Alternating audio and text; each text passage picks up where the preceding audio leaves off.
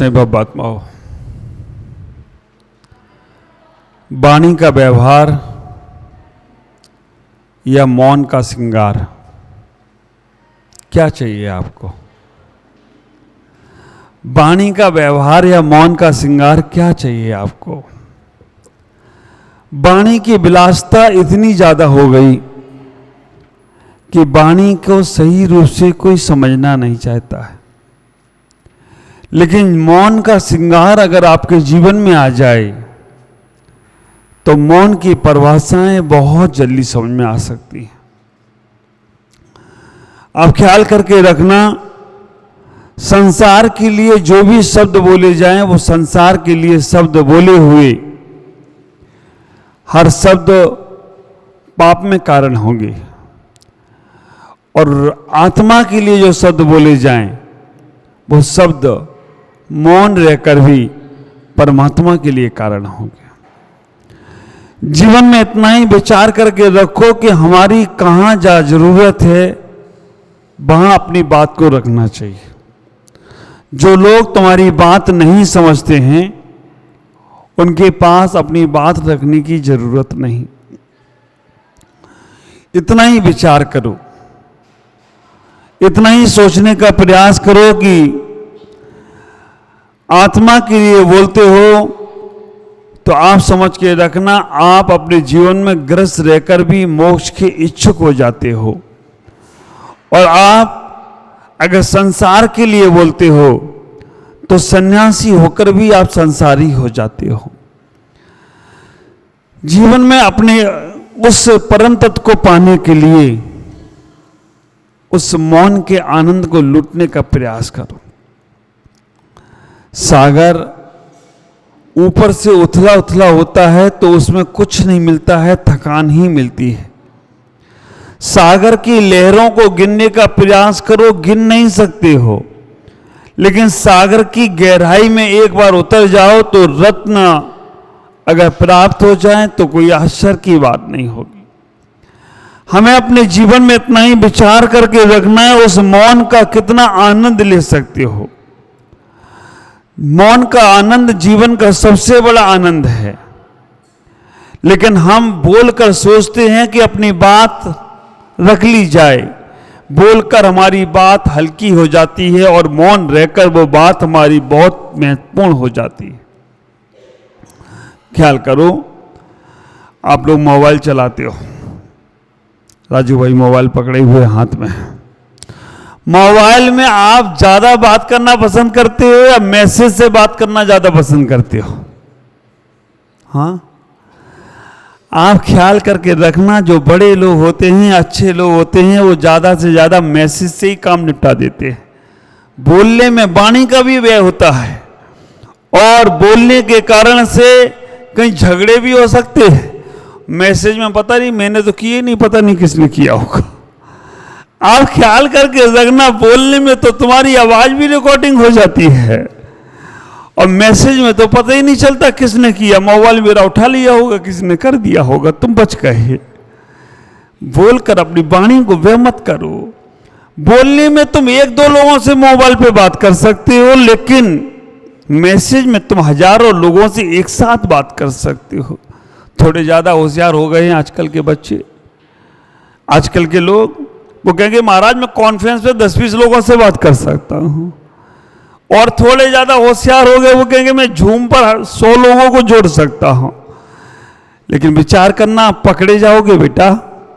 जब भी कुछ गलत निकल गया तो तुम पकड़े जाओगे। और मैसेज में तुम एक साथ हजारों लोगों से बात कर सकते हो। इतना ही विचार करना, ये मोबाइल भी तुम्हें कहने का प्रयास कर रहा है कि मैसेज में जैसे काम कर रहे हो, हजारों लोगों को एक साथ, लाखों लोगों को एक साथ संदेश दे सकते हो। वैसे ही तुम अपने जीवन में मौन रहकर हजारों लोगों का कल्याण कर सकते हो। वक्त पड़े तो बात करना चाहिए, लेकिन बेवजह नहीं बोलना चाहिए। बेवजह बोलने वाला, बेवक्त पे बोलने वाला और बेकाम की बात बोलने वाला ऊपर उठता नहीं है, नीचे गिरता चला जाता है। इतना ही विचार करके रखो। बोलने में रखना है तो बोलने में इतनी अमीरी रखो, बोलने में रखना है तो बोलने में इतनी अमीरी रखो कि हिंसक प्राणी भी तुम्हारी वाणी को समझ जाए। बोलने में अमीरी रखी अमरचंद दीवान ने।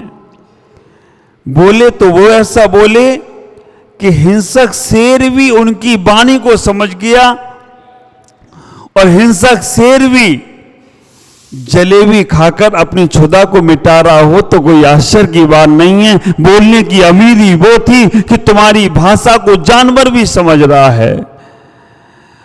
और बोलने की दुष्प्रवृत्ति ये भी थी, बोलने की दुष्प्रवृत्ति ये भी थी कि केवल द्रौपदी ने एक शब्द ही बोला। क्या बोला? अंधे का बेटा अंधा नहीं होगा तो क्या होगा।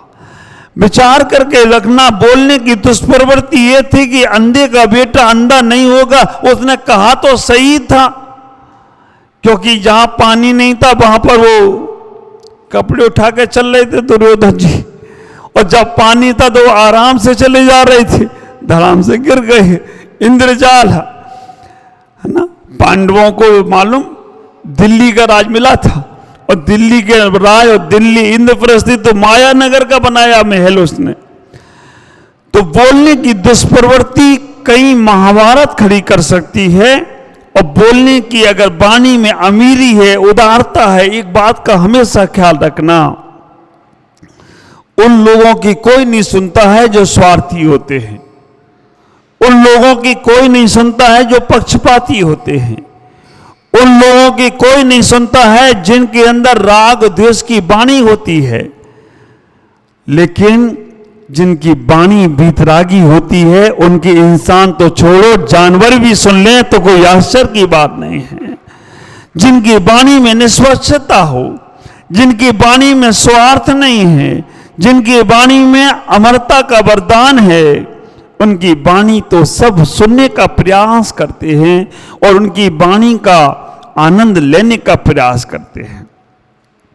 हमें इतना ही विचार करना है, हमें अपने जीवन में इतना ही सोचने का प्रयास करना है कि साधुवाद में ही वाणी हमारी होना चाहिए। तुम्हारे पास और कुछ नहीं है, तुम्हारे पास तुम्हारी वाणी है, तुम्हारे पास तुम्हारी सोच है। मैं तुम्हें नहीं बदलना चाहता, मैं केवल तुम्हारी सोच बदलना चाहता हूं, मैं तुम्हारी केवल विचारधारा बदलना चाहता हूं। अगर तुम्हारी विचारधारा एक बार बदल गई तो विचार करके रखना, सारी दुनिया अगर बदल जाए तो कोई आश्चर्य की बात नहीं होगी। केवल विचार बदलने का प्रयास करो, केवल सोच, केवल थिंकिंग, केवल एटीट्यूड, केवल नजरिया आपकी बदलने चाहिए।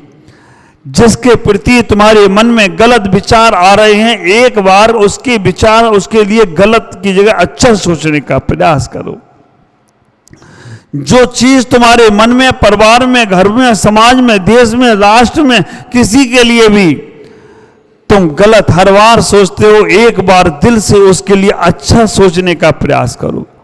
मालूम इसमें फायदा क्या होगा? इसमें फायदा ये होने वाला है, वो व्यक्ति जैसा है वैसा ही रहेगा, लेकिन तुम्हारे अच्छे सोचने से, तुम्हारी अच्छी विचारधाराओं से तुम्हारा अपने आप कल्याण होता चला जाए, तुम्हारी एनर्जी पावरफुल होती चली जाए, तुम्हारे जीवन की व्यवस्था अच्छी होती चली जाए, तो कोई आश्चर्य नहीं होगा। और तुम जिनके बारे में गलत सोचते हो, जिनके बारे में तुम विचार गलत करते हो, जिनके बारे में तुम्हारे मन में उथल पुथल मची हुई है ना, ख्याल करके रखना, उनका कुछ हो या ना हो, तुम्हारा कुछ भी हो सकता है। देखा ना, लाइट आई और गई, कुछ नहीं हुआ, लेकिन एक झटके में अंधेरा आया और उजाला आया, यही आदिनाथ के बैराग में कारण बन गया था। ऐसा ही मेरा जीवन है, कब सांस आए और कब चली जाए, इस आई और गई सांस के बीच में अपने आप को इतना पावरफुल बनाने का प्रयास करो। मैं तो हमेशा कहता हूं, अपने जीवन को वर्तमान में जीवन जीने का प्रयास करो। क्योंकि जो वर्तमान में जीता है वो वर्धमान बनने के लिए अपने आप आगे बढ़ जाता है। वर्तमान में जियो तुम वर्धमान बनोगे, लेकिन वर्तमान को खोकर तुम जीने का प्रयास करो। जीने का प्रयास करो तो कुछ भी नहीं हो सकता है।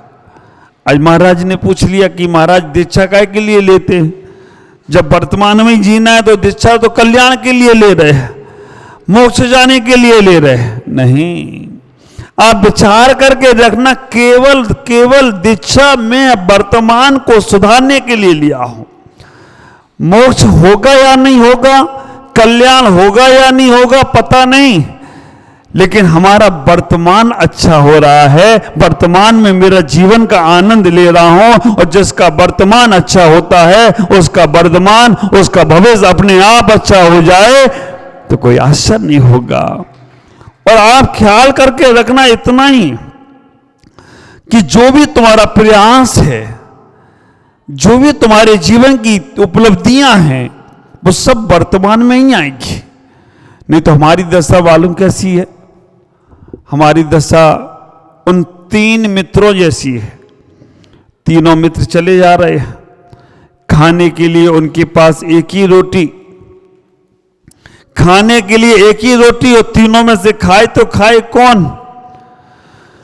तीनों ने सोचा कि ऐसा करते हैं, हम तीनों सो जाते हैं, जो सपना अच्छा देखेगा वो ये रोटी खाएगा। हाँ? आप विचार करके रखना, आपके चेहरों की मुस्कुराहट बता रही है कि आप समझ गए, लेकिन फिर भी समझ लो, हम समझ नहीं पा रहे हैं। हम भविष्य के लिए सामान जोड़कर रखे हैं, हम भविष्य के लिए लोगों को जोड़कर रखे हैं। ये भविष्य में काम आएंगे, ये भविष्य में हमारे भक्त काम में आएंगे, ये भविष्य में हमारा सामान काम में आएगा। वर्तमान को खोकर तुम भविष्य में कुछ नहीं कर सकते हो। तीनों मित्र चले जा रहे हैं, रास्ते में एक रोटी बची। तीनों ने कहा सो जाते हैं, जो सबसे अच्छा सपना देखेगा वो रोटी खाएगा। ठीक है,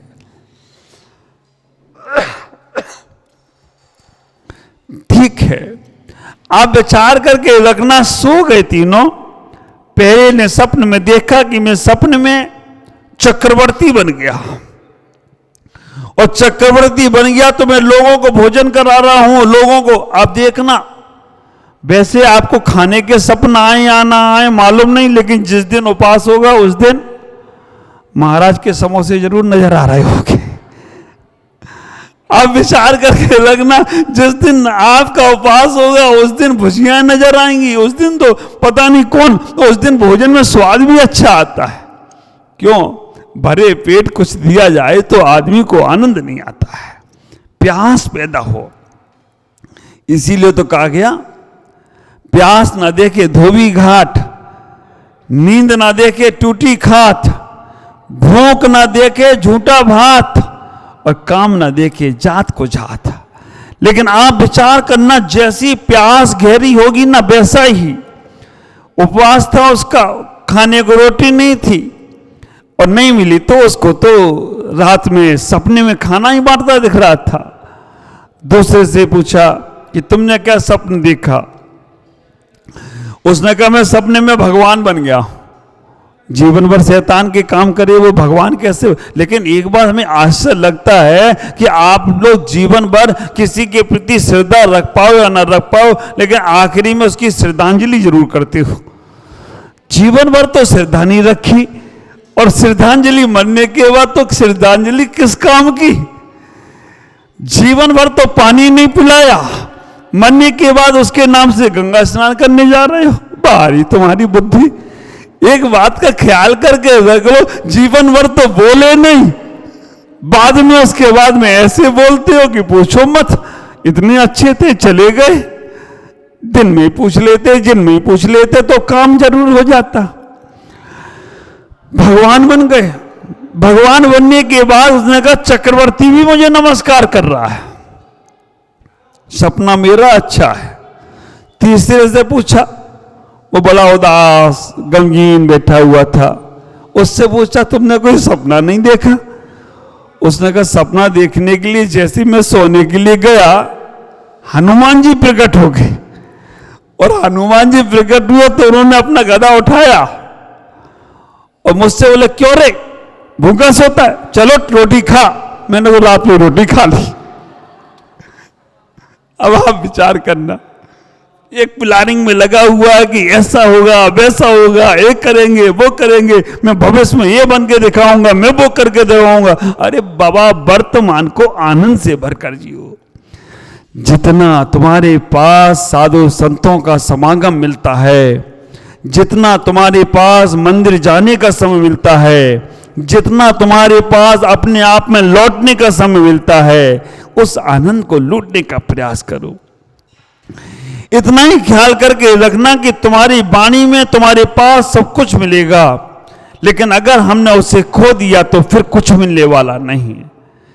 ये मुख में जवान है ना, आप विचार करके रखना, दांत कुछ बोलते नहीं है, बोलती क्या है? जिब्बा।